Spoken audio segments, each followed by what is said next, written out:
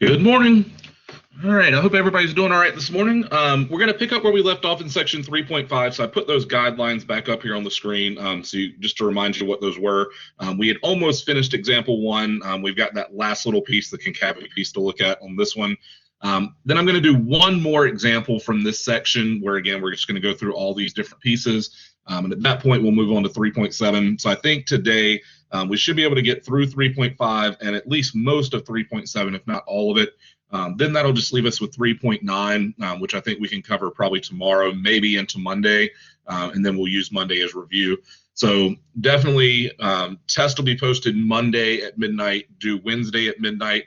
So go ahead and be expecting that. I did open up the practice test if you want to start looking at that. But again, we'll go through the practice test on Monday as a review. The other things that are coming up, don't forget that the homework on sections 3.4 and 3.5 are due by midnight tomorrow night. So again, we'll finish up 3.5 today for sure. So that homework will be due by midnight tomorrow night. And then the 3.7 and 3.9 homework is scheduled to be due Monday, and that should stay also. Okay, so just you'll have the weekend for that one for sure, but just know that that homework should be due on Monday. If you look at the calendar, it looks like we're a couple of days behind. I'm not worried about time. We've got plenty of time. I've got a whole extra week at the end that I can, move things around if I need to. So we've got plenty of time to get through everything. The one thing that it does affect is the fact that I had originally scheduled test 4 to be before July 4th holiday. At this point, it's going to fall after that. And that also means that the drop date is right after the July 4th holiday.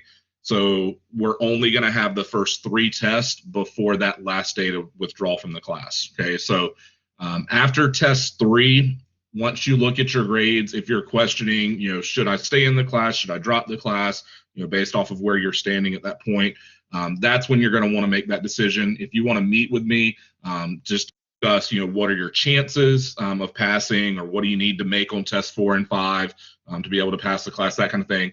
I'm happy to meet with you. Okay, that's right, Jairo. So there's 5 tests total.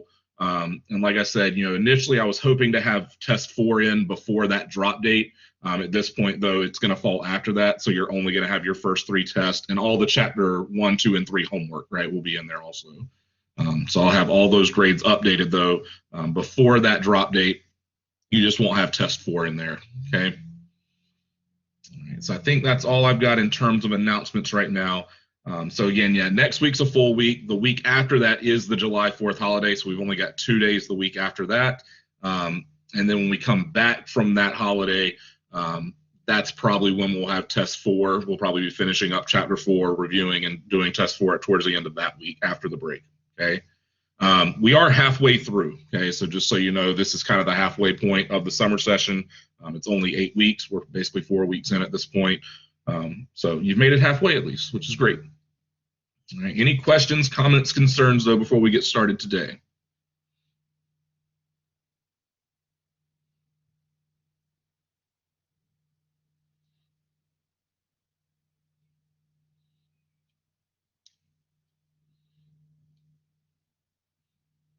All right. So like I said, if you have any questions, please email me. Let me know if you want to schedule a meeting after test 3 to discuss your grades or anything. Please let me know that also. Okay. All right. So what we did yesterday, if you remember, is we went through and we found all of these guidelines for sketching the curve, right? So what we're going to do now, we're going to finish up example 1, where we have to look for concavity and points of inflection. And then we're going to do one other example where we go through these. So I just wanted to remind you of what all the criteria were. The sketching the curve piece, I'm not going to ever ask you to do based off of this information anyway on a test, because again, I know you have access to Desmos or a graphing calculator, so you should be able to just put that in there to check yourself to make sure that all these other things are correct, right? So I might ask you for any of these things A through G on the test, but then in terms of sketching the curve, I would just ask you to use Desmos to check yourself to make sure all the other stuff looks right, okay? All right, so we had gone through, we had found domain, we had found our intercepts, we found whether we had any symmetry. In this case, we did. It was symmetric about the y-axis because we had an even function. Look for vertical asymptotes, look for horizontal asymptotes. Remember, that's finding the limits at infinity and negative infinity. That's how we find those. All right, then we took our first derivative. That's what's going to tell us where we're increasing and decreasing, and then we can use that information to figure out if we have any max or min values. In this case, we were increasing from -1 to 0, decreasing from 0 to 1. Therefore, there is going to be a local maximum at 0, and then we can plug that value back in. We saw that was the origin, so the origin in this case is going to be a local maximum for us. All right, now, if we want to do concavity, what are we going to have to find to figure out where this thing is concave up, concave down? Good. We need the second derivative now. So notice here, I'm going to use this line right here. That's going to be my first derivative. So I'm going to copy that onto the next slide. So y prime was -4x over, make sure I've got this right, x squared minus 1 squared. Okay. All right, so if we want to find the second derivative for this now, what are we going to have to use?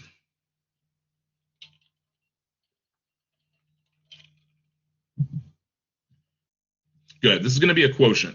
So again, identify your f, identify your g. F is always the numerator, g is always the denominator. So we're going to have f is -4x. Our g function is going to be x squared minus 1 all squared. All right, well, what's our f prime going to be then? Just -4. Good. How are we going to find g prime? It's a chain rule. Good, right? So we have the inside function x squared minus 1. The outside function is we're squaring it. If you can do it without actually writing out the u's, that's fine. If you need to do a u substitution, please do it, right? Because I'd rather you be correct and show a little bit of extra work. So if I change this to u, I'm going to let u equal x squared minus 1, which means that this is just u squared now. So when we find the derivative of that, then this is going to give us 2u times u prime. Well, what's u prime going to be here?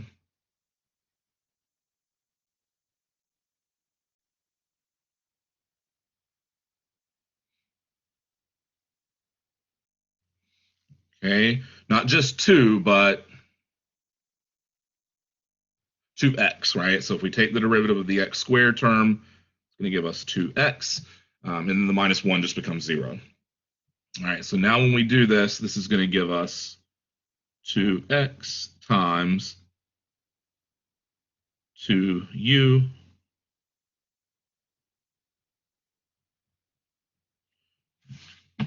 and then multiplying that out now, this should be 4x times x squared minus 1.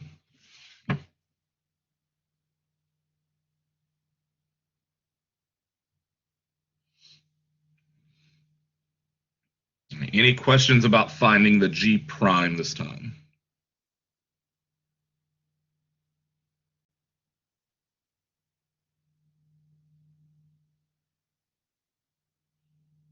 All right, now we're going to do our quotient rule. Okay, so just remember, it's going to be g first times f prime minus f times g prime all over g squared. All right, so y double prime. Start with your g function. That's going to be x squared minus 1 squared. Multiply that by f prime. That's just -4. Then we're going to subtract the f function, which is -4x, times g prime, which is going to be the 4x, times the x squared minus 1, all over g squared. We're going to have x squared minus 1 squared, and then all of that gets squared again.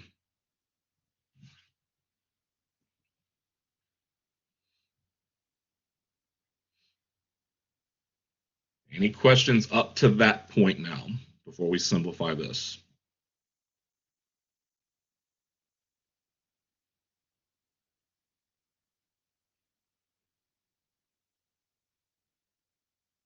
All right, so what do you want to do first here to simplify that numerator?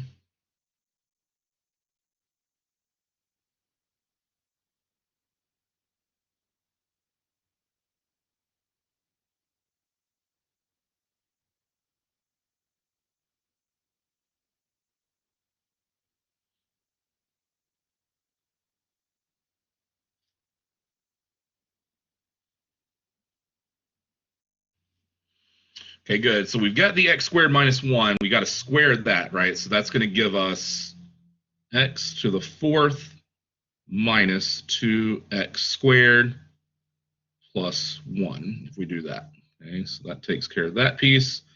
Still have to multiply that by -4. All right, now over here, we can go ahead and multiply. If you want to distribute everything at the same time, you can. I'm just going to go ahead and multiply the 4 x's together here.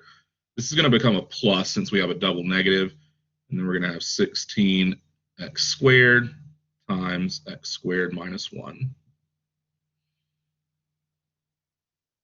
Now, in the denominator, I've got the x squared minus 1 squared, and then I'm re-squaring that, right? So what's our exponent going to be once I square that?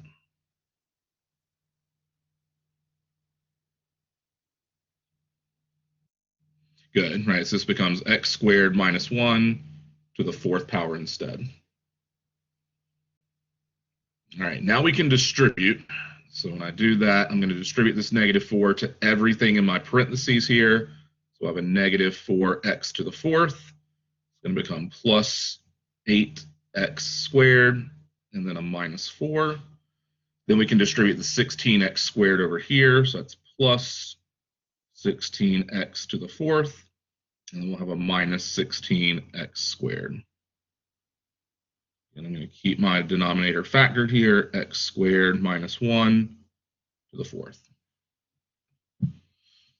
All right, now if we combine like terms in our numerator, what are we going to get?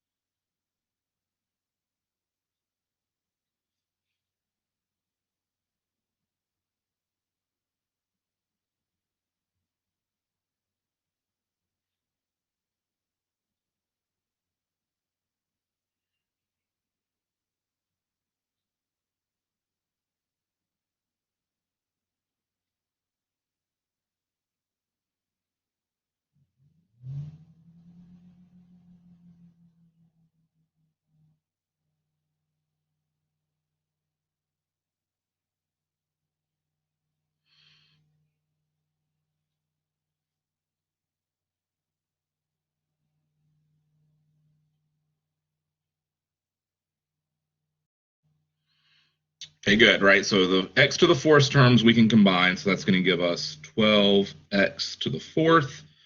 Then we can combine the x squared terms, that's going to give us a minus 8x squared. So be careful on that one, right? The 8x squared became a positive, right? Because we have the negative times the negative there. So that positive 8x squared minus 16x squared, that should just be negative 8x squared. And then the minus 4 doesn't combine with anything, so we just have a minus 4 there. All over x squared minus 1 to the fourth.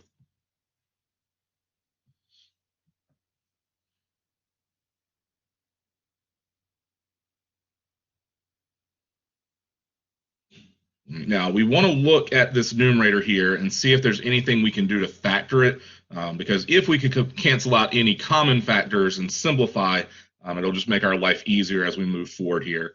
So if we look at the numerator, what's one thing we could do to factor it? Yeah, we can definitely take out the 4, right? So let's go ahead and do that. So that'll leave us with 3x to the fourth minus 2x squared minus 1. And keep this denominator factored, x squared minus 1 to the fourth. Now if we look, we've got a trinomial here. Even though it's x to the fourth, we might actually be able to factor this thing. So could we get factors that would give us 3x to the fourth minus 2x squared minus 1 now?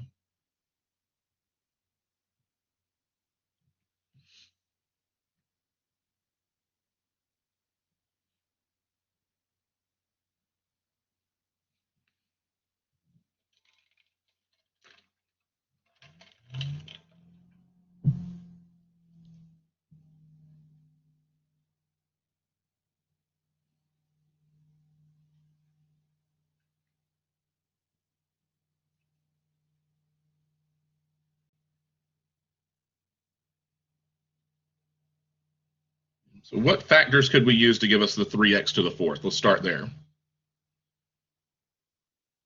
What would I need as those first two terms to give us 3x to the fourth?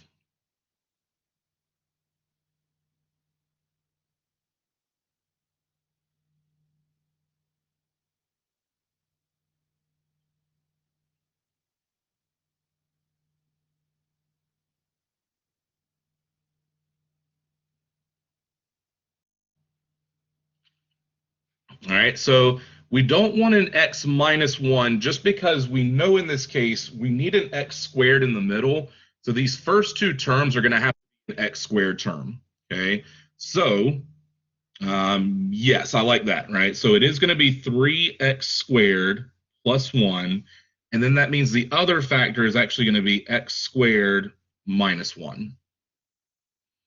Because then we get our 3x to the fourth for our first terms. The negative 1 and positive 1 give us the negative 1 at the end. Outer terms are negative 3x squared. Inner terms plus 1x squared. That gives us the negative 2x squared in the middle. Now, yes, you could factor x squared minus 1 because it is a difference of squares. But notice here, we have the x squared minus 1 as a common factor on top and bottom. So what I'm going to do is I'm just going to cancel that factor out altogether. And how many x squared minus 1s would be left with in the denominator now?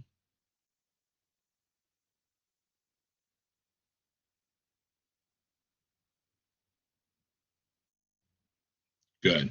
All right, so if one of those cancels out, now this just becomes x squared minus 1 to the third power instead.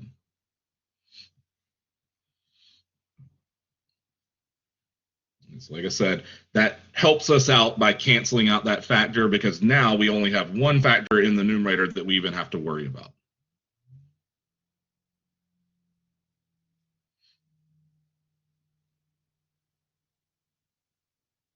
Any questions about finding the second derivative here?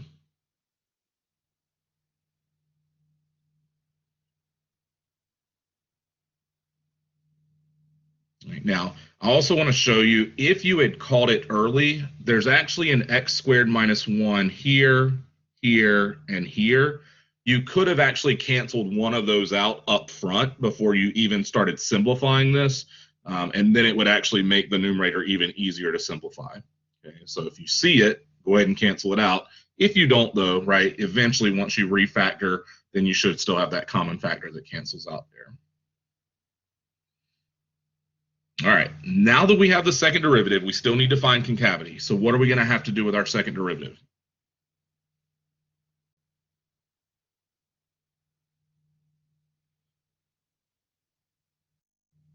Okay, good. We need to know where it's equal to 0, but we also need to know what?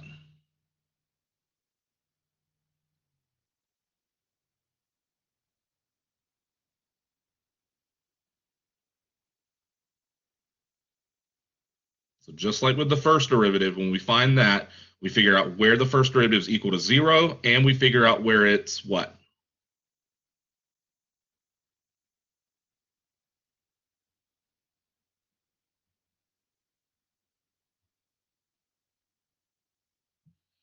Think about the value we got here. For our critical numbers, we set the numerator equal to 0. That gave us x equals 0. But then we also looked at what here?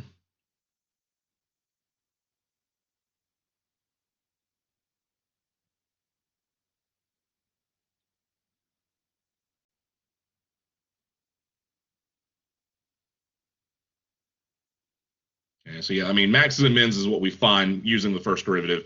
But in terms of the critical numbers that we found, what did we have to look at other than just where the numerator was equal to 0?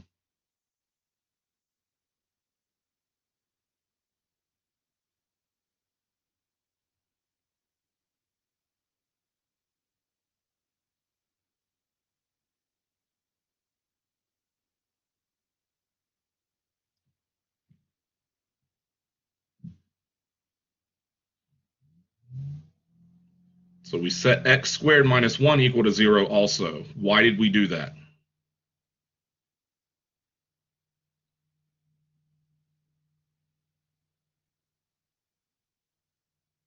Where did that x squared minus 1 come from?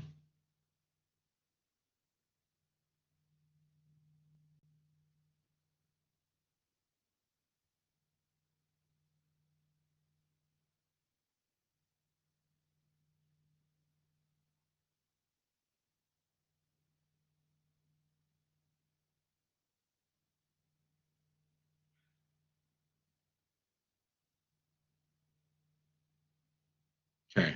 You have to set it equal to 0, and you have to figure out where it's undefined. Okay. You can also have critical numbers where the derivatives are undefined, and so we have to check those values also. So in this case, on the first derivative, x squared minus 1 was in our denominator. We set it equal to 0 to figure out those undefined points. Those were also critical numbers.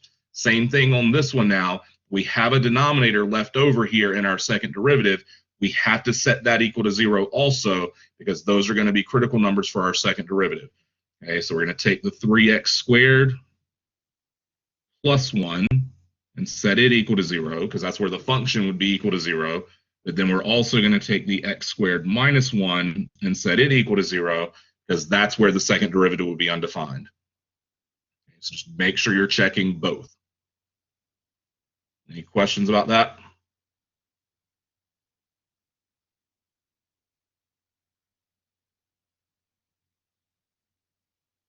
Okay, now if we solve the 3x squared plus 1 equals 0, how are you going to do that?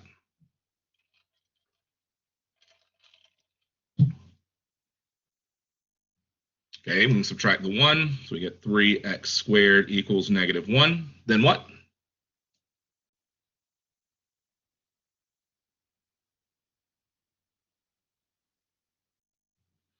Good, so that gives us x squared equals negative 1/3. Then we're going to do what?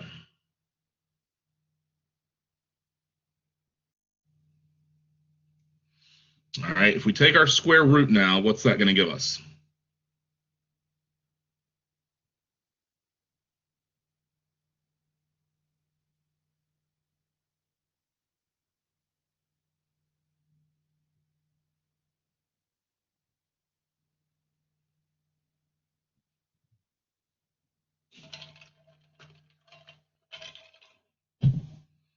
So what happens if we take the square root of a negative 1/3? It's imaginary, right? Because we can't take the square root of a negative without getting an imaginary answer. In this case, though, in terms of our graph and what we're looking for, we only care about real values. So this right here tells us that there are no x values that are going to work for that one. Okay, so at no point will this second derivative equal 0. All right. Now, what about the x squared minus 1 equals 0? How are we going to solve that?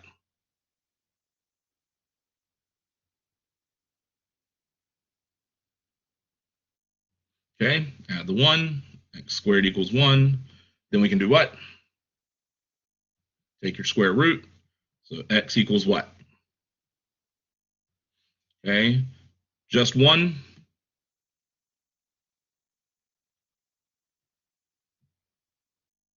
Plus or minus, right? So don't forget when you take that square root, we get a positive 1 and a negative 1 here. And if you remember, those were the asymptotes for this graph, but they are going to be important points where the concavity could switch, right? And that's why we have to check these values when we do our number line.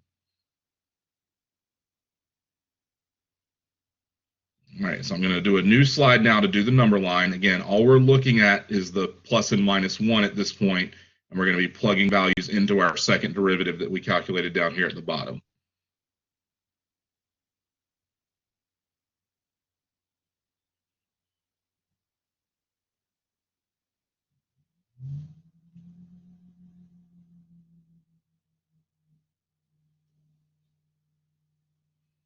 All right, so our second derivative, and copy that over here. We had 4 times 3x squared plus 1 over x squared minus 1 to the third power. All right, so our number line again, 1 and negative 1 were the only values we had to worry about. Our y double prime. And so what value do you want to test first?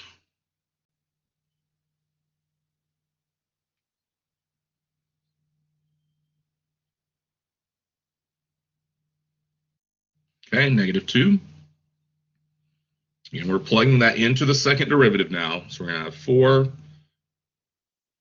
times 3 times negative 2 squared plus 1 over negative 2 squared minus 1 raised to the third power. All right, so all we care about is whether it's positive or negative, right? So if we look at the numerator here, negative 2 squared is going to give us a positive 4. We're multiplying that by 3, adding 1, and then multiplying by 4. So is the numerator going to be positive or negative?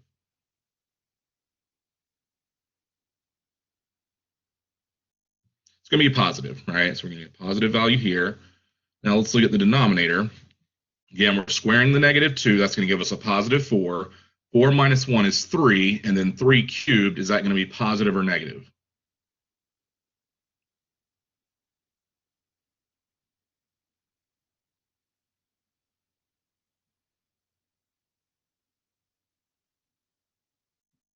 It's going to be a positive also, right? So we get a positive over a positive, which means overall that's going to be what? Positive. Good. So everything down here to the left of negative 1 should be positive. All right, now we need something in that middle interval. What value do you want to test there? 0 is good. And we're going to do 4 times 3 times 0 squared plus 1 over 0 squared minus 1 to the third power. All right, so in the numerator now, is that going to give us a positive or a negative value?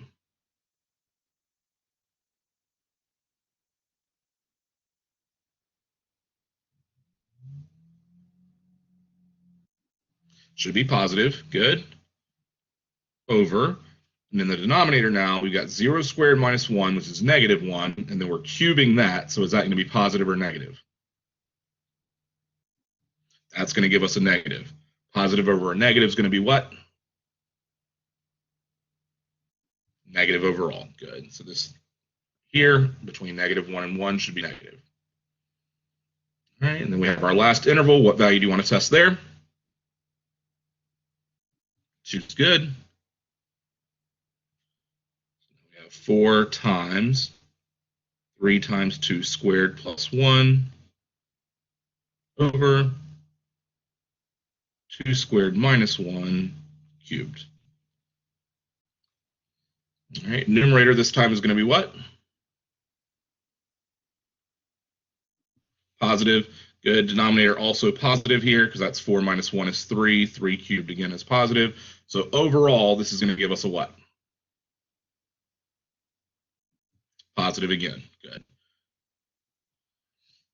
All right, so there's our second derivative number line test. So now we just need to talk about concavity. So let's talk about where it's concave up and where it's concave down. So what interval or intervals would be concave up this time?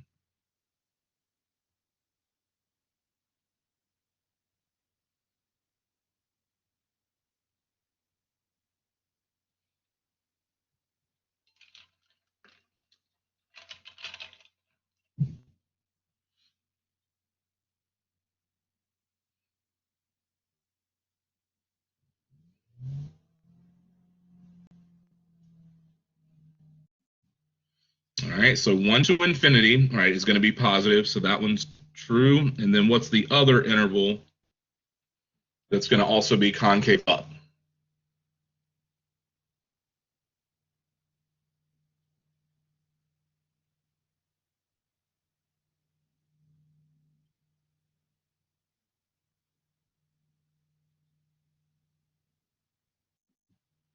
Good. Negative infinity to negative 1. And we can just put a union between those, right? So anywhere where there's a positive on our second derivative number line, we know that's going to be concave up. So negative infinity to negative 1 and 1 to infinity. So then what's the only interval that's concave down then?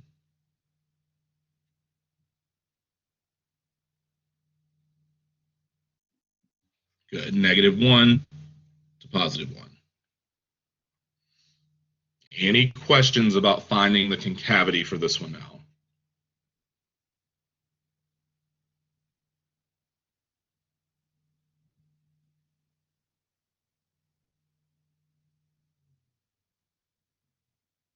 All right, now the last thing we have to check for are any inflection points. So do we have any points of inflection for this graph?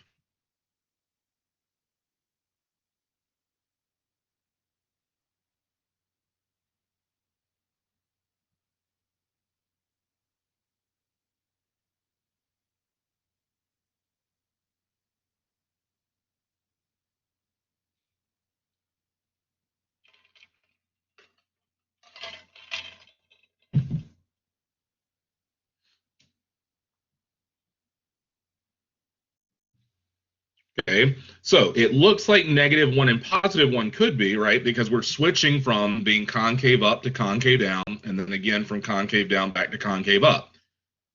Are -1 and 1 defined for your graph?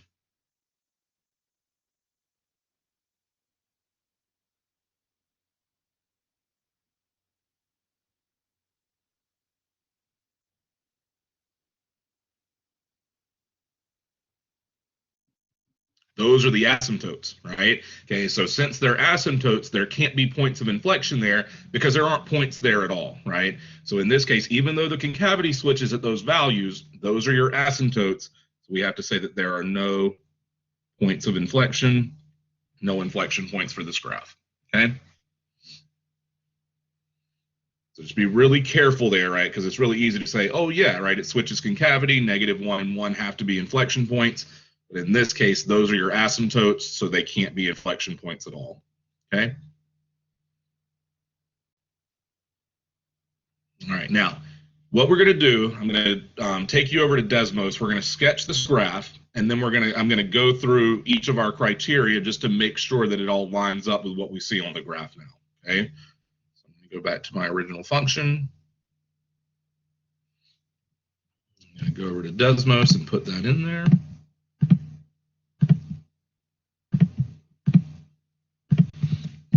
And so we got 2x squared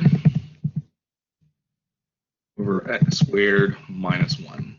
Right, there's our graph.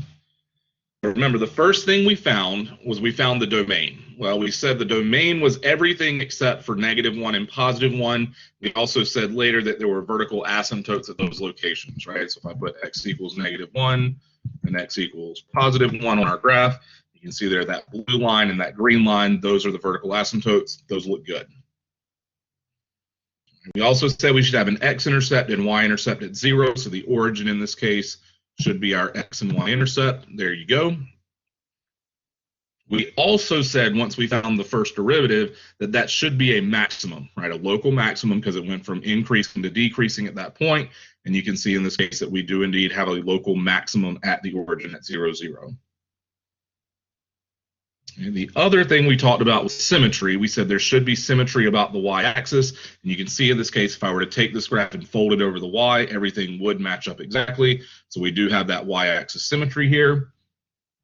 And then the other asymptote that we looked at was the horizontal asymptote.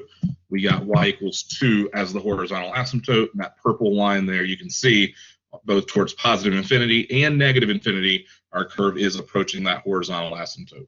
Okay, so all that stuff checks out there. All right, now the other thing we discussed with the first derivative was increasing and decreasing. We got that there was an increasing interval from negative infinity up to our first asymptote at -1. You can see the left-hand side of that graph is always increasing until we get to that asymptote.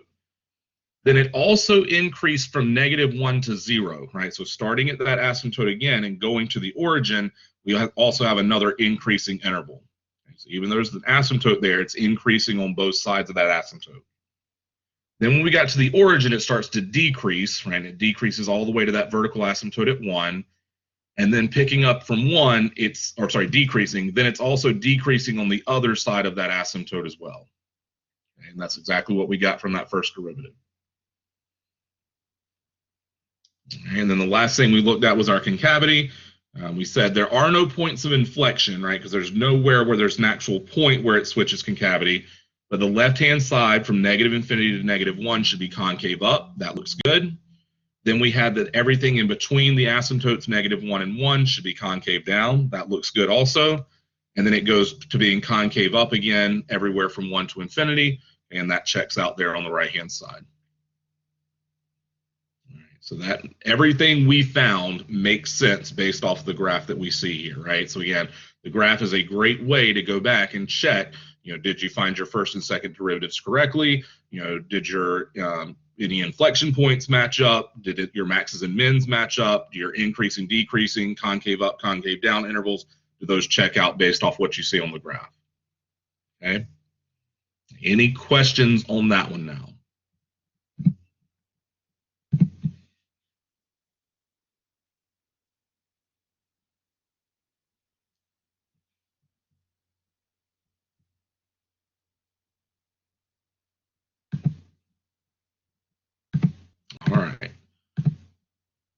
like I said, I've got one more example in this section that I want to look at. And before we look at that example, slant asymptotes, okay, because that's what we're going to do in example 4.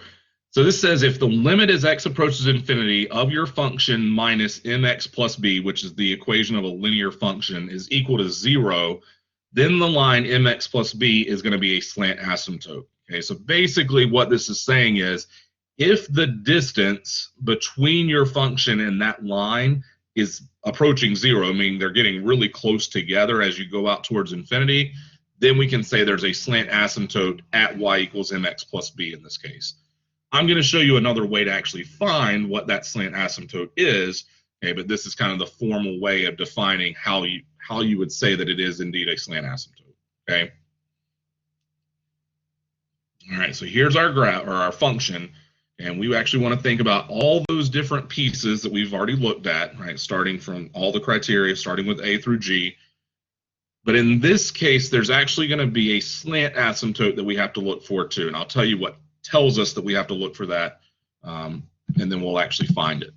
Right, but let's go through the original criteria. So domain was the first thing we want to look for. How are we going to find domain for this function? Okay, good. We look at the denominator, and what are we going to do with the denominator? Okay, good, because it can't be equal to 0, right? That would make the function undefined. So we're going to say x squared plus 1 cannot be equal to 0. Well, how would you solve that?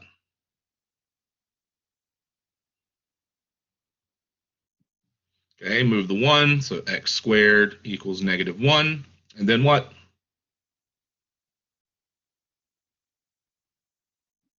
Okay, if we take the square root here, what's going to happen?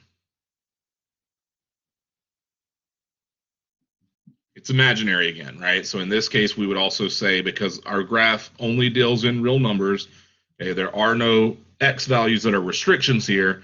So what's our domain?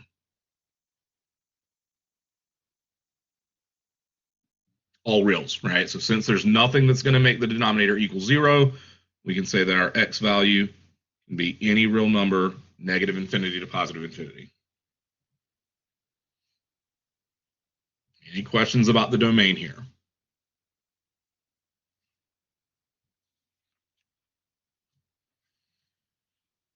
All right. Part B is intercepts. So let's start with our x-intercepts. How are we going to find x-intercepts here?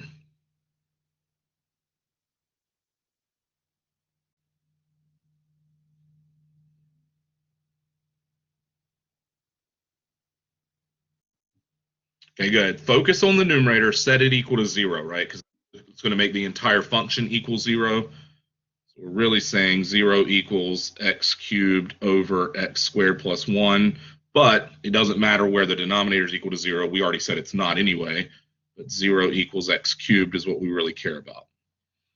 All right, so then how are we going to solve that?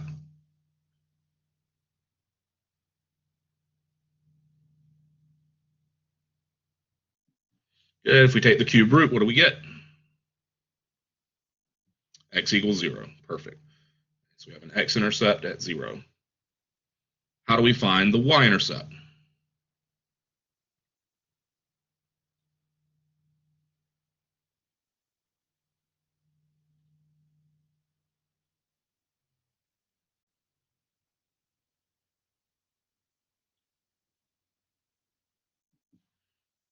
Okay, good. Plug in 0 for your x, solve for y, right? So we're going to have y equals 0 cubed over 0 squared plus 1. So what's that going to give us?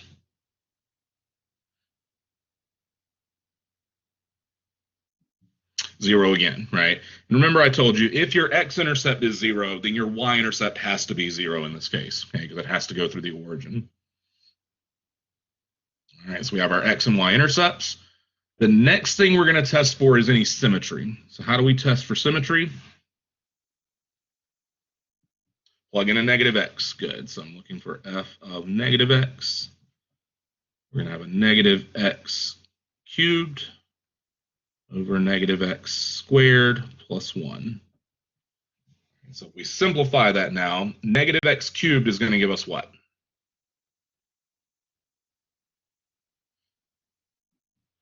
Okay, it's going to become negative, right, because we're raising it to an odd power.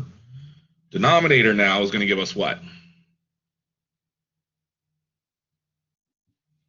It's going to be positive x squared plus 1.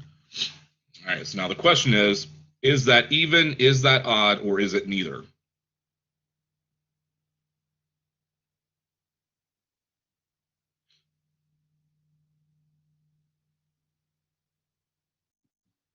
It is odd. Good. So remember, in this case, we don't need both to become the opposite, right? Because in a fraction, we just need one or the other, top or bottom, to become the opposite of what we started with to make the overall fraction the opposite. Okay, so the numerator now is negative. Therefore, the overall fraction is the opposite of what we started with. So this is an odd function, meaning we have what kind of symmetry?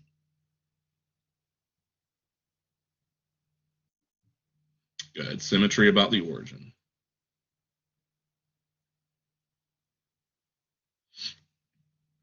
All right. Next thing that we're going to look for are any asymptotes. Okay, so both vertical and horizontal. If we think about vertical asymptotes here, how would you find vertical asymptotes?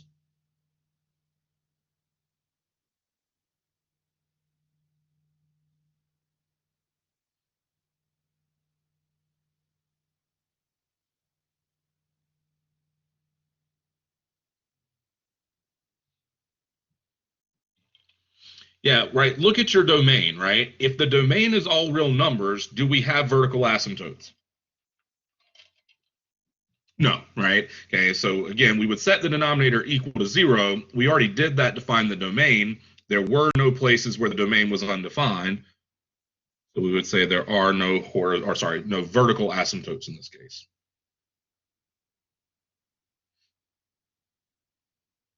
Right, now, how do we find horizontal asymptotes?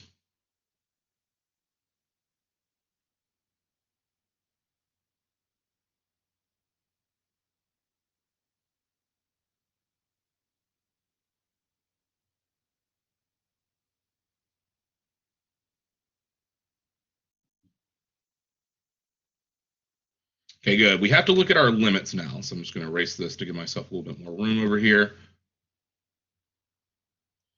Right, so if we're finding horizontal asymptotes, we need the limit as x approaches infinity, and we have to look at the limit as x approaches negative infinity also. Okay, but we're taking that for x cubed over x squared plus 1. How would we simplify this limit now so that we can calculate it?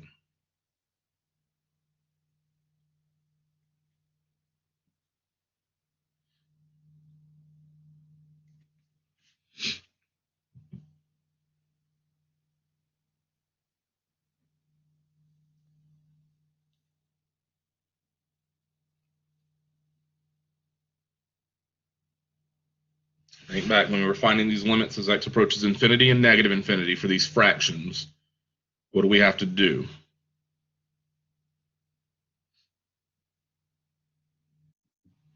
Good, right? Look for the degree in the denominator, divide every single term by that. We have an x squared down there, so we're going to divide all of our terms by x squared. We have x cubed over x squared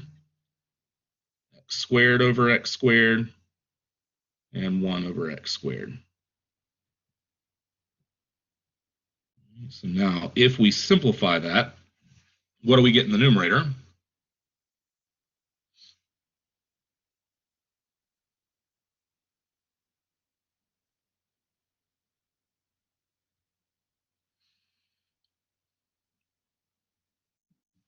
Good.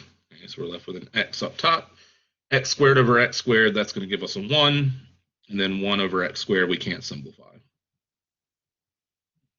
Now we have to think about our individual limits, right? So in the numerator now, what is that numerator going to be approaching?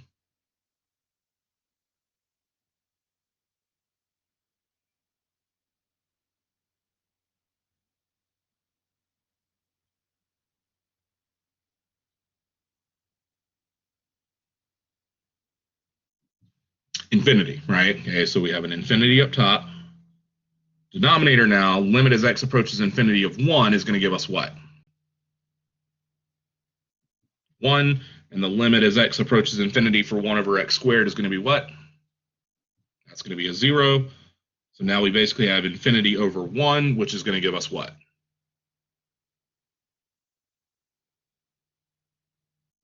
Positive infinity. Okay, so on the right-hand side of our graph, as x approaches infinity, our y values are approaching positive infinity. All right, now we also need to look at our limit as x approaches negative infinity.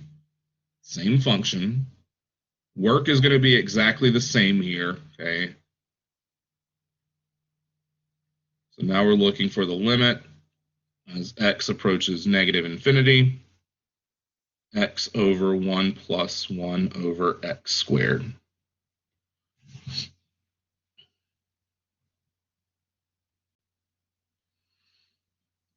All right, so this time, what's our numerator approaching?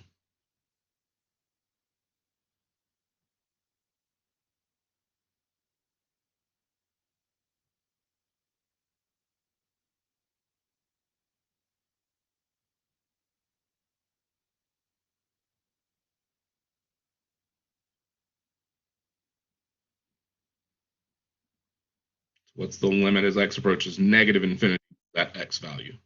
So be careful here. It's not infinity this time. It's going to be negative infinity instead. So since x is approaching negative infinity, we just have an x in the numerator. Numerator is going to be negative infinity. Now the denominator, as we approach 1, still a constant. That's still 1. 1 over x squared, same thing. We're still approaching 0. But overall now, what's that limit going to be? Negative infinity. Good. So again, no specific limits, right? We're just approaching infinity and negative infinity. So in terms of horizontal asymptotes, what would we say?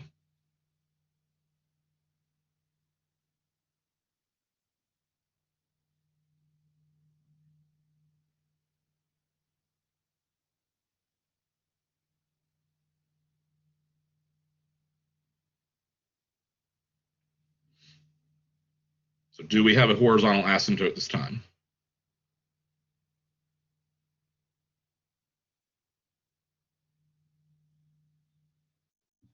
No, right? Okay, so unless you're approaching a specific value, there are no horizontal asymptotes. Okay, so we would just say there are none. So the right-hand side of the graph is going up towards positive infinity. Left-hand side of the graph is going down towards negative infinity. We're not approaching any specific value on either side, so there are no horizontal asymptotes. Any questions about that?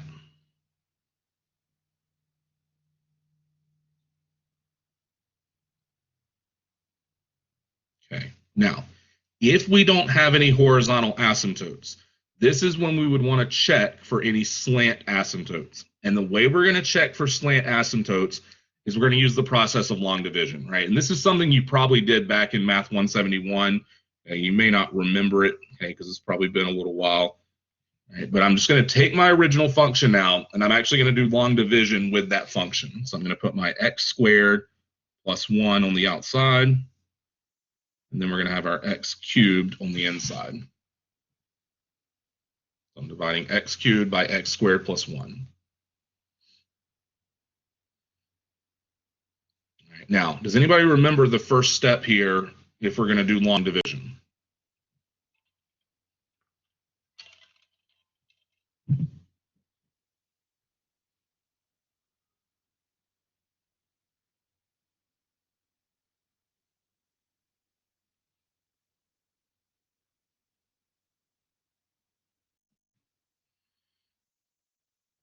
Okay, good. So we've got to figure out what would you have to multiply that first term on the outside by to give us what we have on the inside.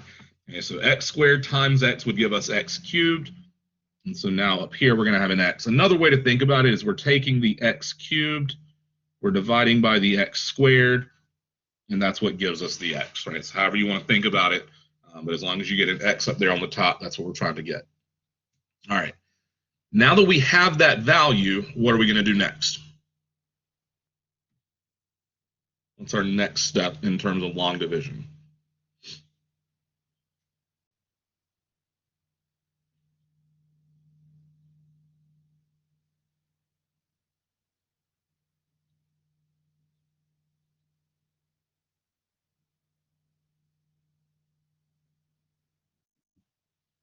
Okay, so we don't want to bring down the +1 because it's on the outside, right? You only bring down stuff that's on the inside of your division bar here.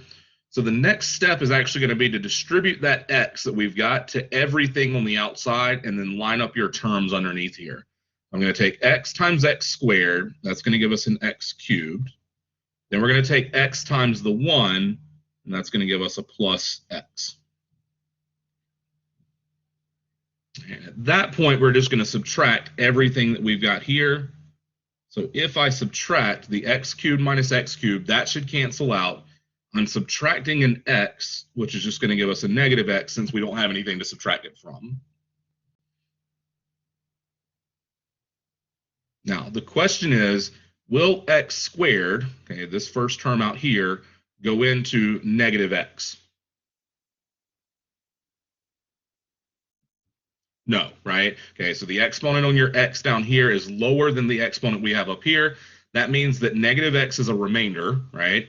But all we really care about in terms of our long division, if we're just looking for slant asymptotes, all we care about is the quotient. Okay, so whatever's up top there.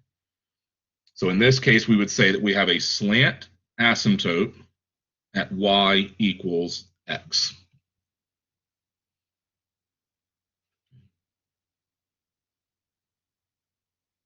And again, we'll just keep that in mind when we go to Desmos to graph this, okay, that both sides of our function are going towards infinity and negative infinity, but they should also be approaching this diagonal line at y equals x now.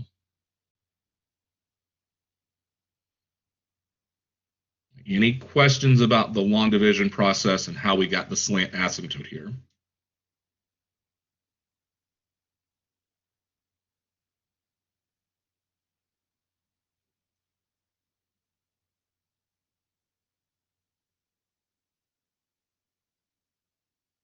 All right.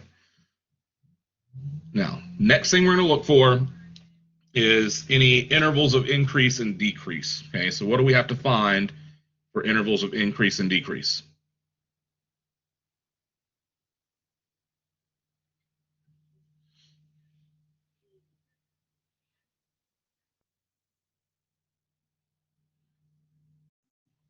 Okay, good. We need our first derivative, right? So the function this time, I got it, x cubed over x squared plus 1. So if we're looking for the first derivative, how are we going to find it?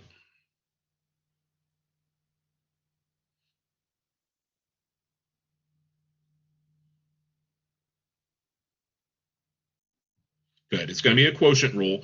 Okay, so identify your numerator as your f. It's going to be x cubed. G function is always the denominator. That's x squared plus 1. So what's f prime?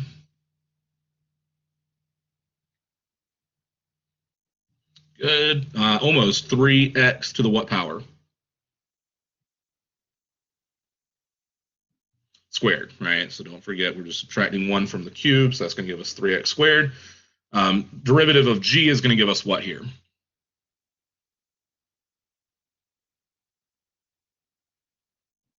Just 2x. Perfect. All right, now we can follow our quotient rule. Again, start with g. So gf prime minus f g prime all over g squared. We're going to have x squared plus 1 times 3x squared minus, then we take our f, which is x cubed, multiply that by g prime, which is 2x, all over g squared, so x squared plus 1, all squared.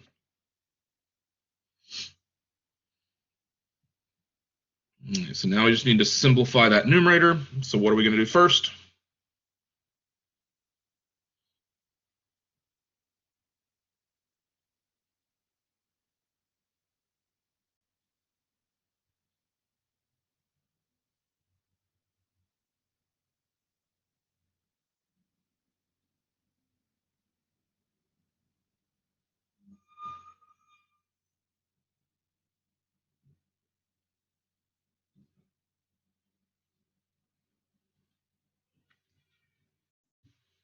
All right, good. So go ahead and distribute out your 3x squared up here. So that should give us 3x to the fourth.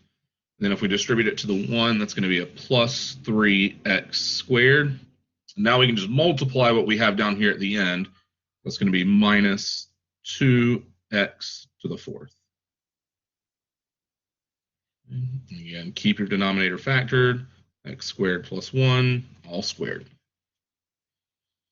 All right, so when we combine like terms this time, what's that going to give us in the numerator?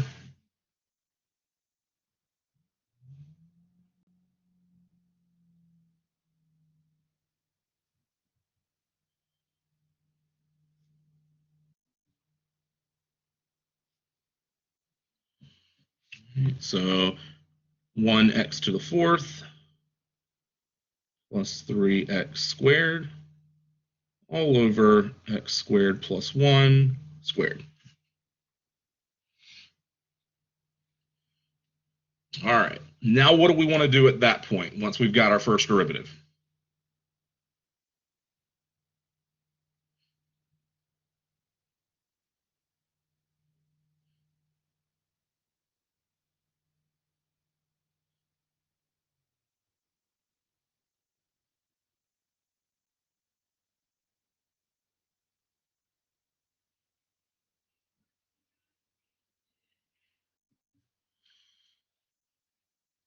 Okay, so good, right? So we want to take the top and the bottom, set them both equal to 0, right? So figure out where the function's equal to 0, figure out where it's undefined. So we're going to have x to the fourth plus 3x squared equals 0. And then we also want to take the x squared plus 1 and set it equal to 0 also. And again, we don't have to worry about the square that's down there, because if you were just to take the square root of both sides, square root of 0 is still 0. All right, now this first one, how are we going to solve that?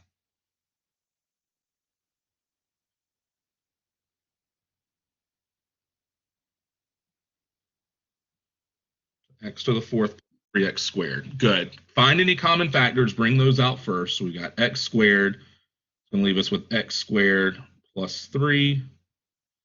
Now that we have our factors, then we can do what?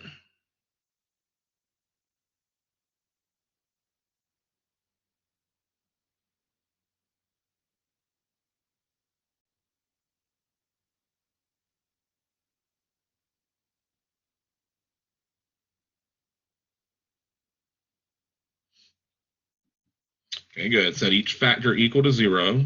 X squared is 0, or x squared plus 3 equals 0. So the first factor is going to give us x equals what? 0, right? Good. Now the next one here, I'm just going to move the 3 over. So we'll get x squared equals negative 3. And so now when we take the square root this time, what happens? Does not exist, right? Because again, we get an imaginary result there. So no x value for that one. And then over here, the x squared plus 1, we've seen this before. We move that over and try to take the square root. What happens? Does not exist, right? Because we can't take the square root of a negative without getting an imaginary answer.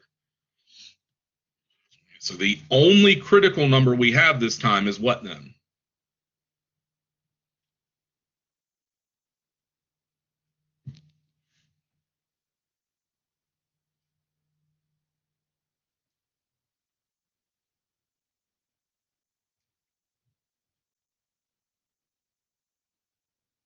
So what's the only thing we're going to put on our number line? 0, right? Okay, so we put a 0 on the number line. Now we need to do our test points on either side of 0. Okay, so what value do you want to test to the left?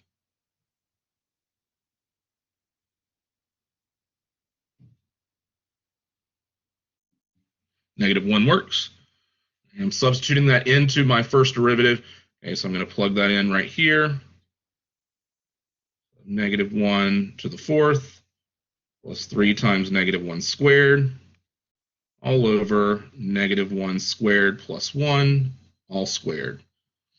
Again, all we care about is positives and negatives, right? So negative 1 to the fourth is going to give us positive 1. Negative 1 squared, also positive 1. Multiply that by 3, add those together. Is the numerator going to be positive or negative?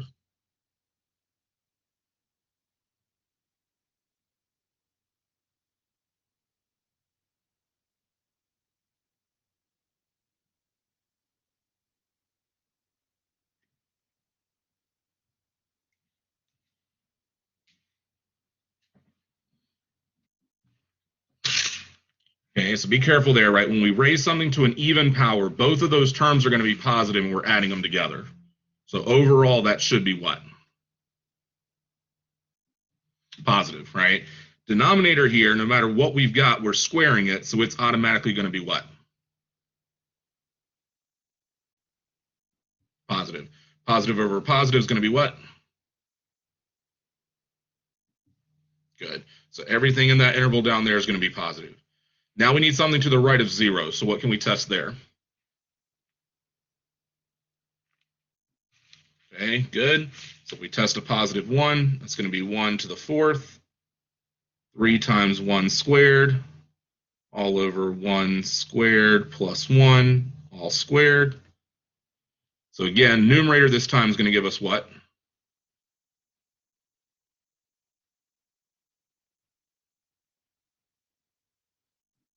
Positive. We already said the denominator is being squared, so it's automatically positive. So a positive over a positive is going to be what? Good. Now, what does that tell us about our function then?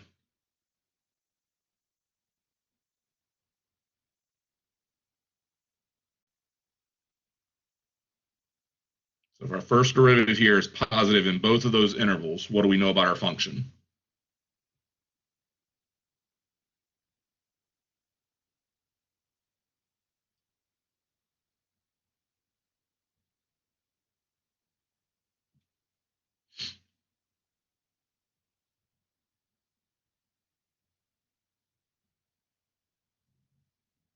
So what are we using the first derivative test to figure out?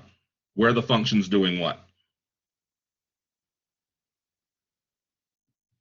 Increase or decrease, right? So in this case, if both of those intervals are positive, what does that tell us?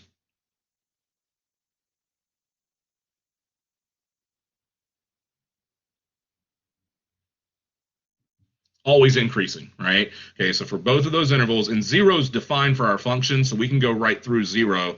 So we can just say in this case that our function's increasing from negative infinity all the way to positive infinity. So even though 0 is a critical number, it doesn't switch from being increasing to decreasing or vice versa there. Okay, so the function's always increasing for this one. Now, in terms of mins and maxes, what does that tell you then?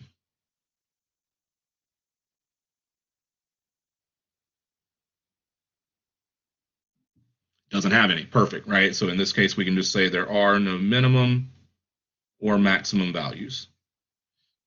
So constantly increasing, no mins or maxes. That's what we get from the first derivative test.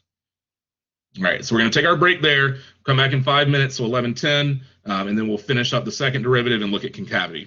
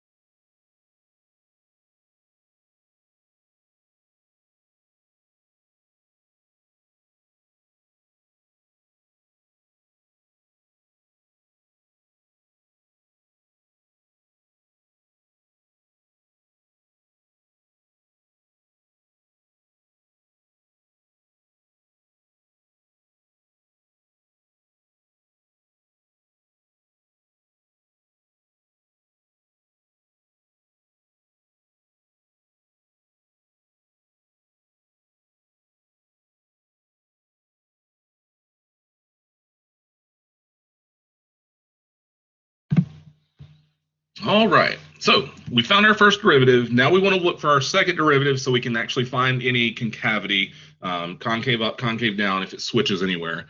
So how are we going to find the second derivative for this one now?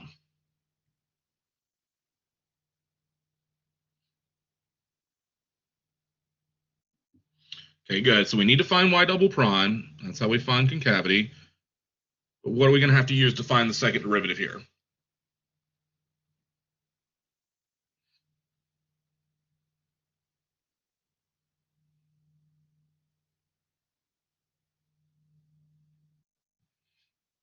Okay, so we are going to use our first derivative. What rule do we have to use, though, when we're finding the second derivative?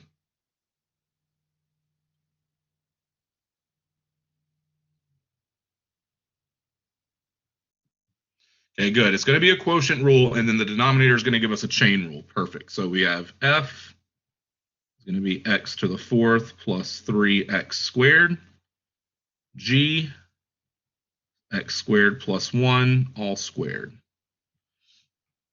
All right, so what's our f prime going to give us?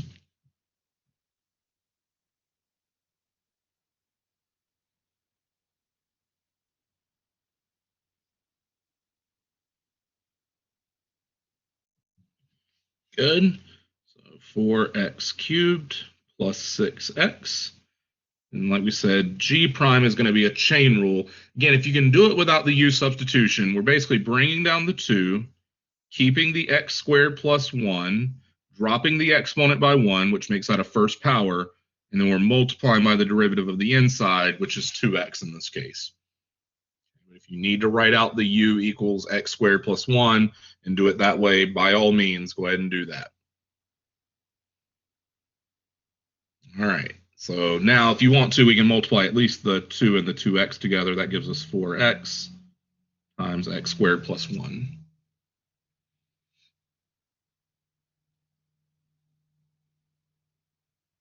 All right. Now, when we substitute into our quotient rule, we're going to start with g. So that's going to give us x squared plus 1 squared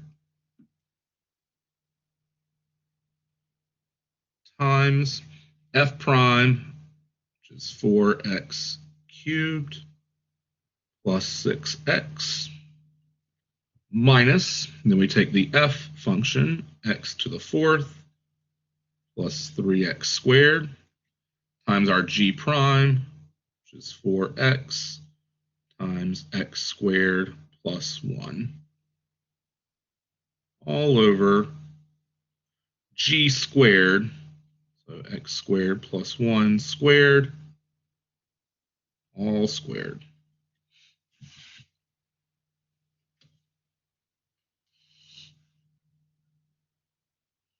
All right, now, like I told you before, if you can recognize any common factors between all of your terms up front, then it'll just make the multiplication easier, so that we don't have to simplify quite as much at the end.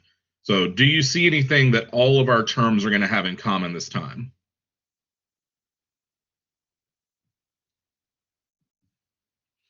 Yeah, there's an x squared plus 1.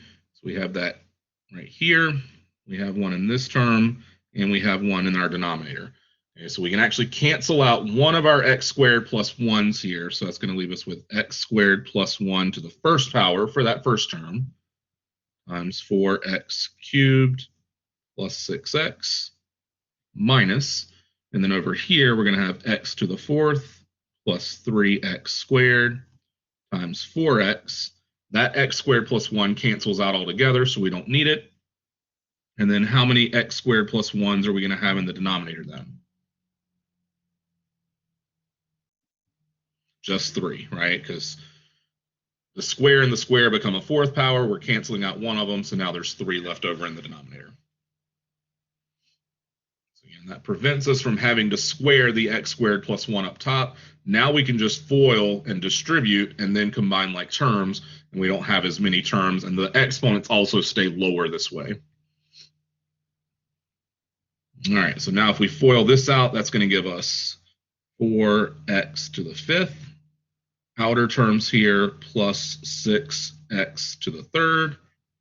Inner terms plus 4x cubed. And then 1 times 6x is going to give us 6x. Now, if we distribute the 4x and the negative, it's going to give us a negative 4x to the 5th, and then a minus 12x cubed. All over x squared plus 1 cubed. All right, so then our last step in the numerator here is to combine like terms. So once we do that, what's going to be left over here?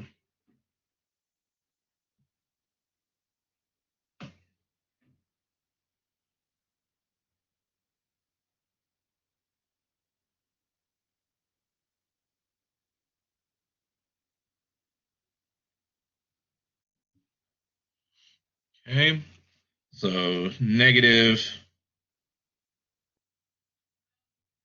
let's see, so I've got 6x cubed, negative 2x cubed, good.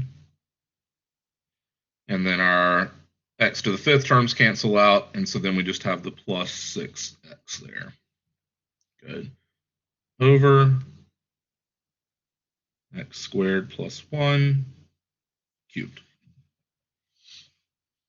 All right, now that we've got that, now what are we going to do if we're looking for where this thing's concave up, concave down?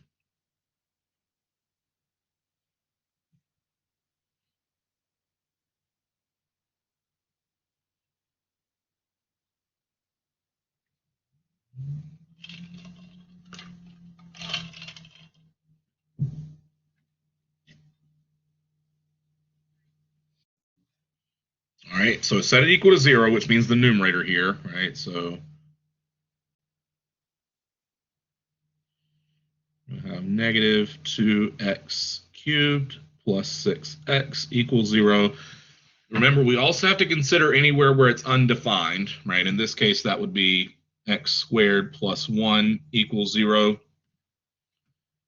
And that one we've already done and said that's not going to exist because that's going to give us x squared equals negative 1, so we don't get any values for that one. Okay, but don't forget, we still need to check that denominator because those numbers do need to go on the number line if there are any. Now, with the first factor here, though, right, what are we going to do with the negative 2x cubed plus 6x equals 0 to figure out those x values?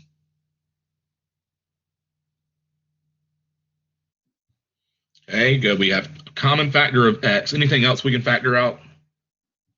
And a 2, right? Or a negative 2, either way you want to do it. So we'll factor out a negative 2x. That should leave us with x squared, and then a minus 3. That's equal to 0. Now take each of those factors, set them equal to 0. So negative 2x equals 0. X squared minus 3 equals 0. First one here is going to give us x equals what?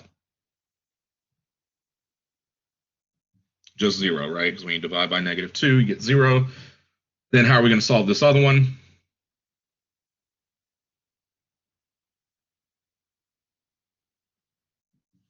Good. Add your 3. So x squared equals 3. And then we can do what?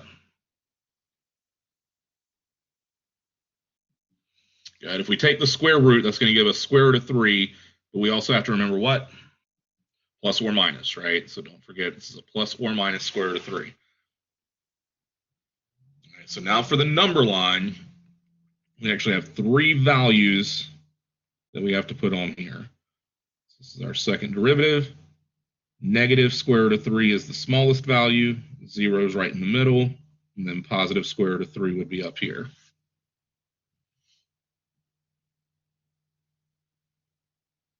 All right, now let's do some test points. What do you want to test to the left of negative square root of 3? Okay, negative 2 is good. And we're plugging into our second derivative. Okay, so that's right back over here. So we'll have negative 2 times negative 2 cubed plus 6 times negative 2 all over negative 2 squared plus 1 cubed. All right, again, all we care about is positives or negatives. Okay, so if we do the numerator here, work all of that out, Is that going to be a negative or a positive?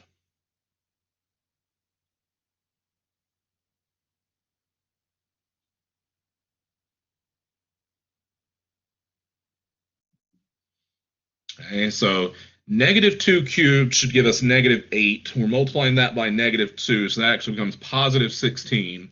6 times -2 is -12.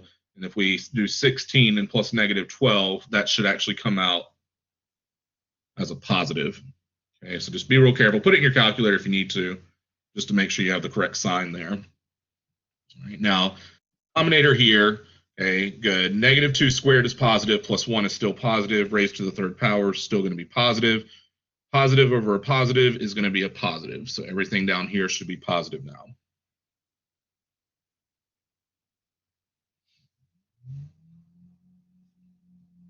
All right, now, what about a value between -square root of 3 and 0? -1's good. And I'm plugging that in over here. We have -2 times -1 cubed plus 6 times -1 over -1 squared plus 1 all cubed. All right, so the numerator this time is going to give us what?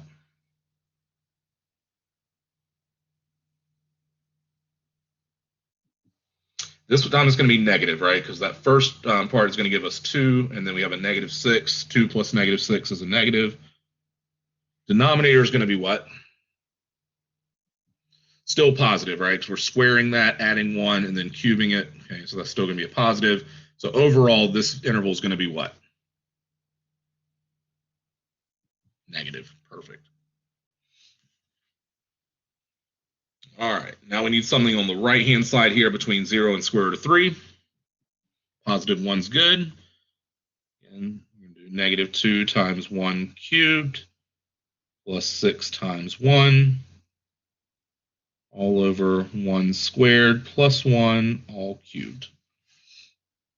Sorry, I'm writing that kind of small. I'm trying to fit it all in this one slide if I can.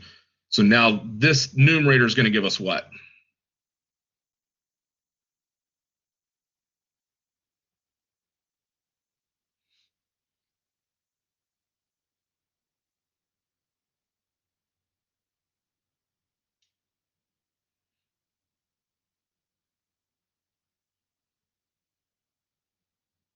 So 1 cubed is 1 times -2. That's -2 plus a +6. So is that going to be positive or negative?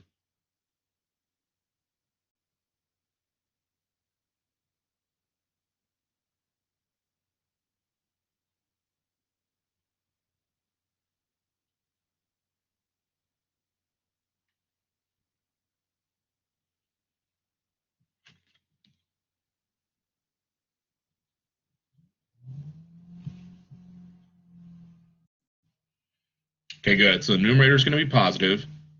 Denominator here, 1 squared plus 1 is positive. Cubed is still positive. Positive over a positive should be a positive. All right, and then finally we need something bigger than square root of 3.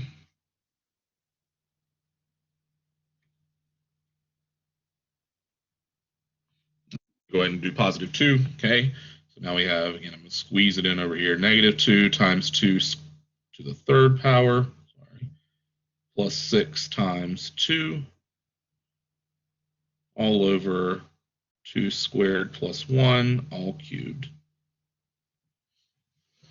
All right, so this time 2 cubed is 8 times -2 is -16. Then we're adding 12 to that. So is the numerator going to be positive or negative? It's going to be negative. Denominator is definitely positive. Negative over a positive is going to be a negative. Any questions just on getting the number line and your signs there?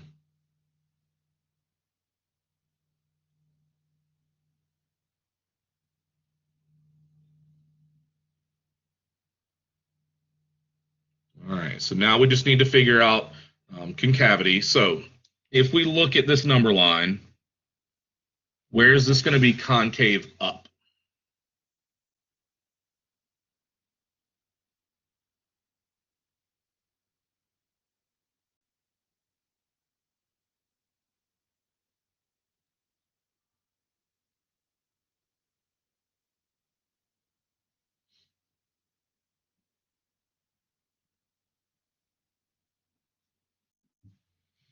Okay, good. So our first interval there is positive, so that's negative infinity to negative square root of 3.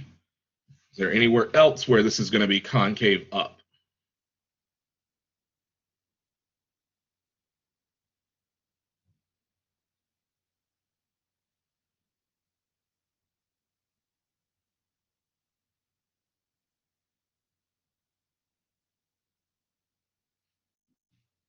Good, right? The other interval that's positive is from 0 to square root of 3, so that's also concave up. That means our two intervals where it's negative are going to be concave down. So that's going to be the interval from negative square root of 3 to 0, and then the interval from square root of 3 to positive infinity. So this right here gives us our concavity. Right, now the last thing we need to look for are any points of inflection. So are we going to have any inflection points for this one?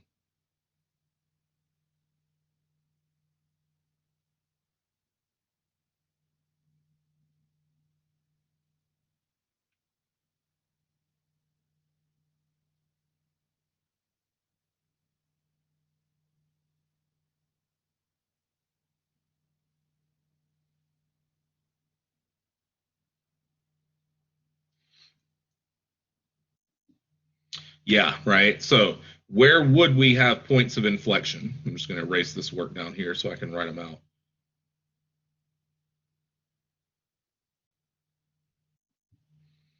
Okay, good. Positive square root of 3 and negative square root of 3 are inflection points. We have points of inflection at x equals square root of 3, negative square root of 3. Do we have anywhere else where there's a point of inflection?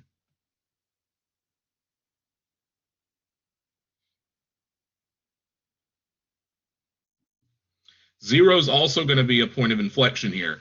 Okay, so just keep in mind, right, it goes from negative to positive around 0. 0 is defined for the function. Okay, so we know there's going to be a point of inflection there.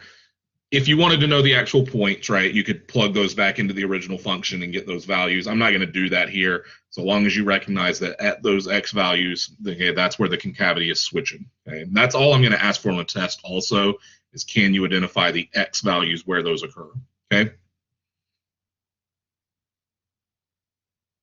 Any questions on concavity or points of inflection now?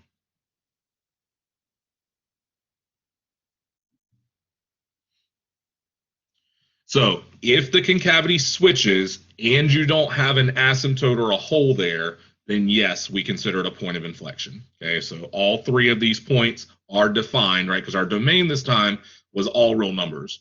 And so this time those would actually be points on the graph. The concavity switches at those points. That's why they're points of inflection.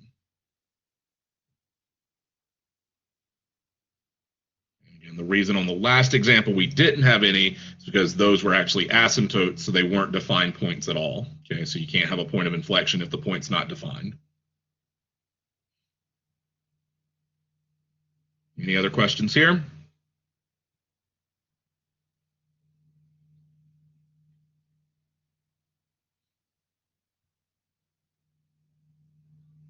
All right, so I do want to look at the graph of this one in Desmos, just so we can look at all this, especially since we have a slant asymptote this time, and I definitely want to point that out to you. All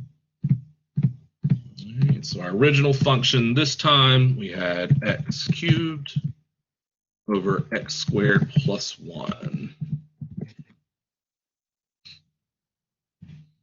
All right, so that's what our graph looks like here.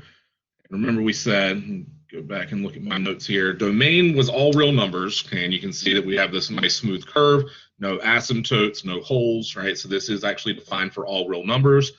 The only intercept we had was the origin, so there you go, 0, 0 is that defined point where it crosses the x and the y axis.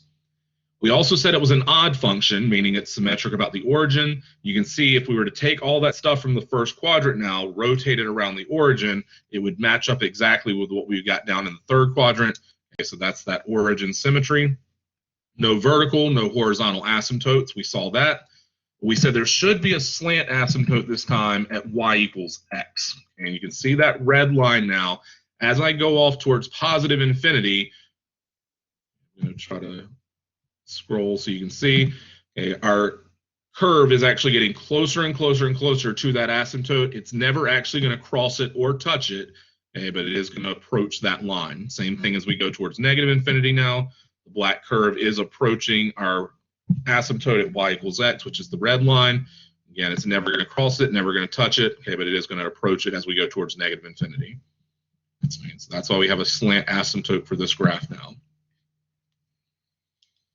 All right, now the other thing we looked at was increasing, decreasing. We said this function is constantly increasing, right? So from left to right, okay, there's no maxes or mins. It is constantly increasing from negative infinity to positive infinity. And then the last thing we looked at was concavity, right? And this is a little bit more difficult to see. I'm actually going to zoom in so we can see it a little better in here. So we said this one actually switches concavity at negative square root of 3 and positive square root of 3 and at 0. Okay, so if we put those values on here,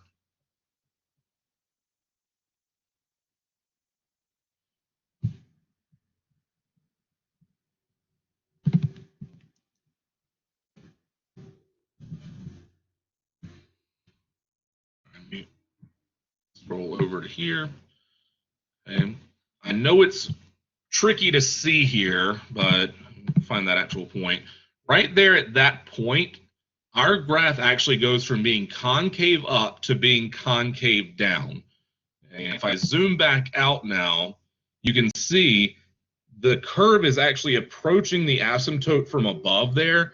And so that piece of our graph to the left of negative square root of 3 is actually concave up. Even though I know it's, the way it looks, it's hard to see that, but it is actually concave up there. Then it actually switches at that point to being concave down all the way until we get to the origin. Okay, so that's why we do have a point of inflection there. Then when we get to the origin, okay, that one's a little more obvious, right? It switches from being concave down to being concave up. And then when we get to positive square root of 3, which is going to be right over here, again, because it starts to approach that asymptote, okay, it actually becomes concave down once we get beyond that point. So from 0 to square root of 3 is concave up.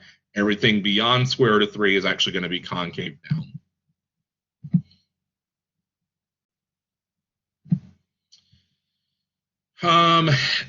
That's an excellent question, Jairo. I would need to do a little more research myself because we use first derivatives, maxes, and mins for optimization. We're going to see that actually in the next section that we do. In terms of second derivatives and what you would use concavity for, I don't really have any great real-world applications off the top of my head. Let me look into that some and see if I can find any good ones for you. Because like I said, I know first derivatives, we use that all the time in real-world stuff. Second derivatives, I'm sure there is a great application for it. I just can't think of any right now off the top of my head.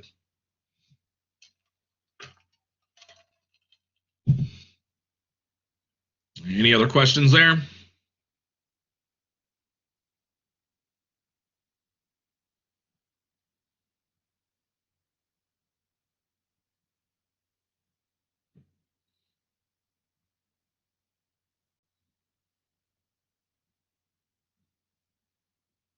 All right, so again, any of those things could show up on the test, right?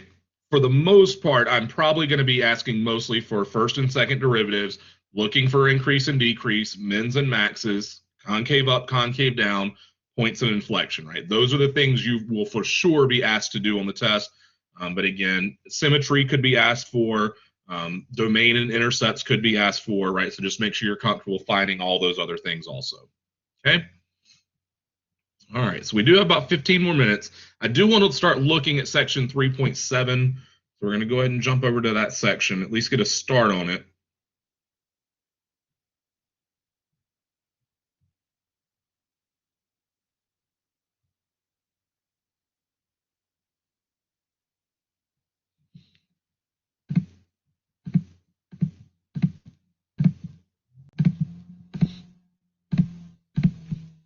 All right, so 3.7 is optimization problems. So now we're going to look at how can we use these derivatives that we've been able to find to actually do some real world applications and optimize some different situations. All right, so example 1 here, we have a farmer. He has 2,400 feet of fencing. He wants to fence off a rectangular field that borders a river. He needs no fence along the river because it's going to provide a boundary. We want to know what are the dimensions of the field that would have the largest possible area using that amount of fencing now. Okay. All right, now, what do you think we might want to do first?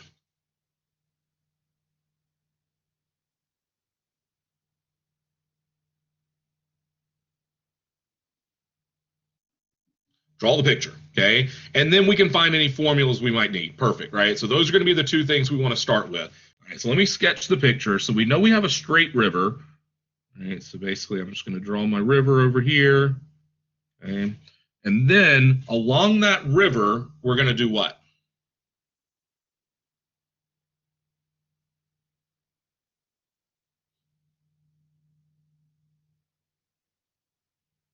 So what are we going to have along the river now? A fence, right? What shape is that fence going to be? A rectangle.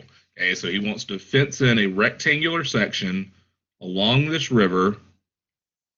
We're going to have something that looks like this now. And we don't know the dimensions.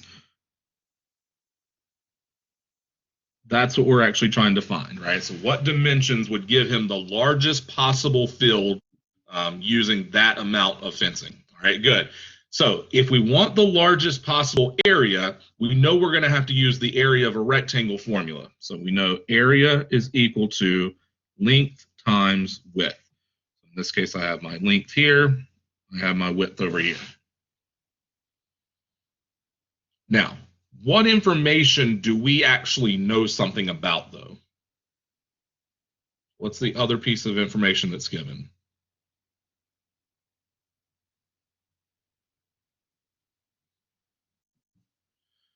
Good. We know the perimeter minus one of the lengths, right? Because we don't need anything along the river itself. So we're looking at 2 W's here for our fence and then 1 L. Well, if I add those together, they have to be equal to what? 2,400, because that's the amount of fencing I have to work with. So I'm going to say 2W plus L has to be equal to 2,400. Any questions up to that point? Just finding the picture and then thinking about the formulas that we can get from the information that's given.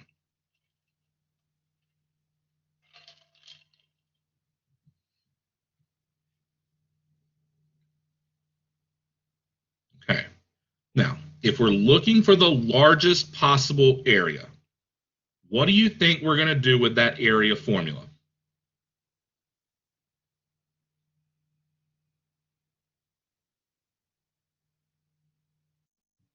Okay, and why would we want to find the derivative of that area formula?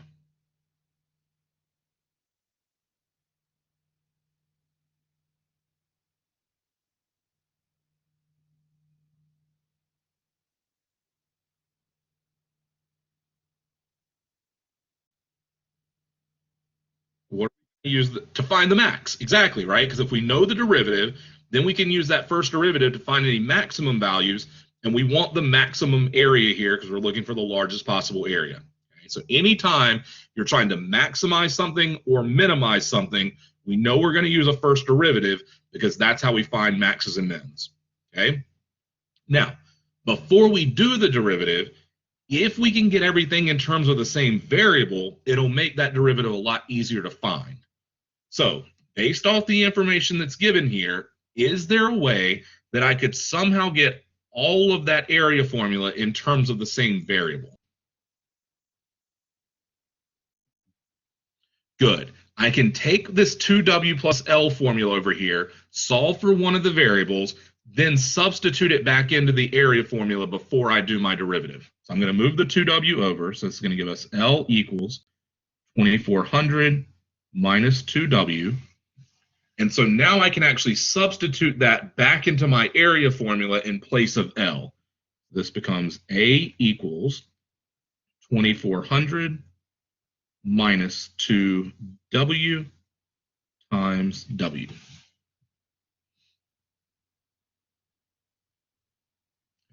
Now, what would you want to do next?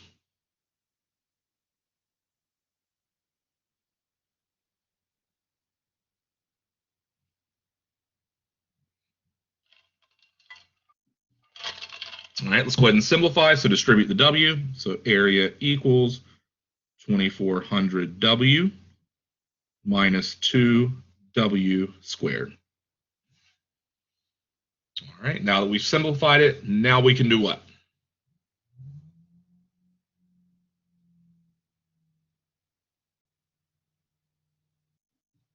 Now let's take the derivative. Good. We've got it in terms of a single variable. We've got it simplified. What's our derivative going to look like this time? Okay, 2400 minus 4w. All right, now that we have our derivative, if we're looking for the maximum, what are we going to do next?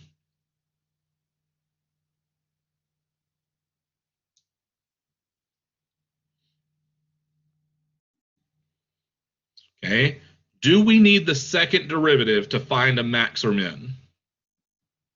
We can set it equal to 0, right? Because once we know the first derivative, setting it equal to 0 will give us our critical numbers. Then we can look for increasing, decreasing to figure out where we have any max or min values.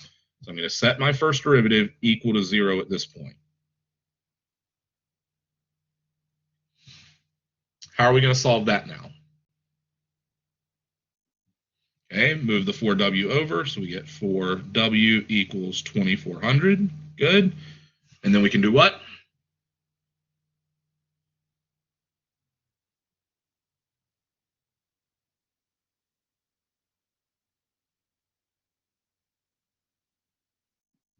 Good. If we divide by 4, then w is going to be equal to what this time? 600. Perfect. Now, I'm going to do the number line here just to show you that this is indeed a maximum. In general, on these optimization problems, though, we're going to basically assume that whatever we found, because we're only going to find one value, okay, we're going to assume then that that is the maximum, right? But if you were to do your number line, this time 600 is the critical number. So we just need to choose a value on either side here, plug it back into our first derivative, our a prime, and then make sure, right? So I'll just do 100 on this side and 700 on this side. Okay, so if we plug that in now, 2400 minus 4 times 500, that's going to be 2400 minus 2000, which is 400. That's a positive value. We plug in 700. 4 times 700 is 2800. 2400 minus 2800 is negative 400. That's a negative value. This does go from increasing to decreasing, so 600 will give us a maximum value now. Okay. Again, moving forward, we're pretty much just going to assume, yep, that's the maximum, right? But if you want to do the number line, just to be safe, okay, that's how you would do it. Now, we're not quite done yet because they want the actual dimensions of that field. We found the width, so what do we still need to do now?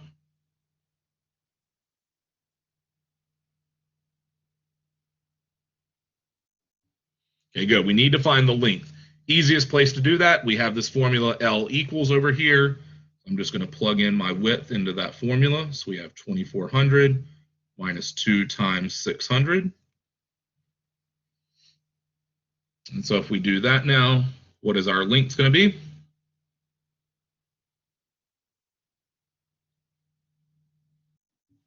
Perfect, 1200. All right, last thing, make sure you have your units if there's units given. So what are the units going to be on our length and width this time? They're both going to be feet. Good. So our width is 600 feet. Our length is 1200 feet. So our fence needs to be 1200 by 600 to give us the maximum possible area along that river now.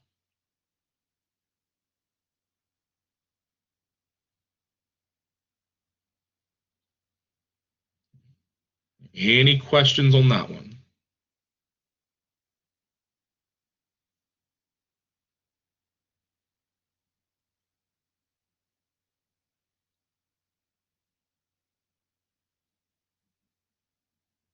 So similar to your related rate problems, there's no one formula or process necessarily to do them, right? You kind of have to reason through what's given. If you can sketch a picture, then figure out what formulas you're going to need to use. Once you know the formulas, though, always try to get it in terms of a single variable, right? Because finding the derivative is so much easier if you have a single variable there. Take your derivative, set it equal to 0, find your min or your max, okay? Because anytime you're trying to optimize something, that's what you're looking for, is either the minimum possible value or the maximum possible value, okay? All right, so let's stop there because 4 minutes is not going to be enough to complete the next problem. I don't want to stop in the middle of it. Okay, so we'll save that for tomorrow. Again, we should be able to finish up 3.7 for sure tomorrow, maybe even get into 3.9. Whatever we don't finish of 3.9, we'll finish on Monday and still have time to review. Test will be posted Monday at midnight, due Wednesday at midnight. The homeworks that are coming up, you've got 3.4 and 3.5 is due by midnight tomorrow night, so make sure you're working on that one. And then the 3.7, 3.9 stuff won't be due until after the weekend, okay? Either Monday or Tuesday. It's set for Monday right now. I might move it to Tuesday depending on how much of 3.9 we still have left to do, okay? But again, you'll at least have the weekend to get that one done. Let me know if you got any questions on the homeworks. Again, the practice test is posted if you want to start looking at that, and we'll definitely review that on Monday, okay? If you don't have any questions, have a great afternoon, and I will see you all tomorrow.